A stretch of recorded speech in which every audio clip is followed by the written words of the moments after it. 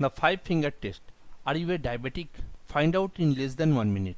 Pre-diabetes means that your blood sugar level is higher than it should be, but not yet high enough to be classified as type 2 diabetes. Without intervention, pre-diabetes is likely to become a type 2 diabetes in 10 years or less. If you have pre-diabetes, you should know that it can lead to a potential harmful condition for your heart and circulatory system.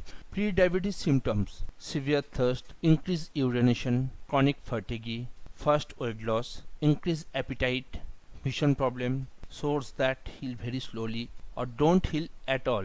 But there is another way to diagnose pre-diabetes.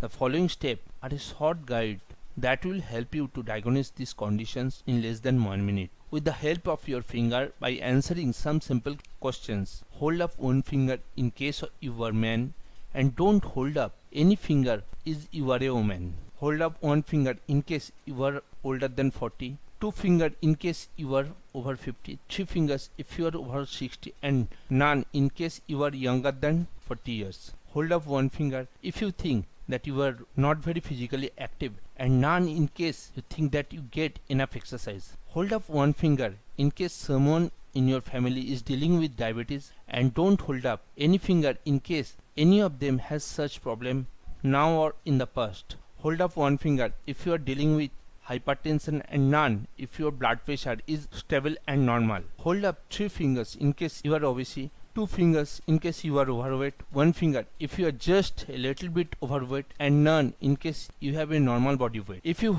hold all the 5 fingers, then there is a good chances that you have a pre-diabetes. The type of diagnosis make use the factors that most researchers believe are linked to an increased risk of diabetes. Although this does not necessarily mean, most experts believe that this is a good way to access.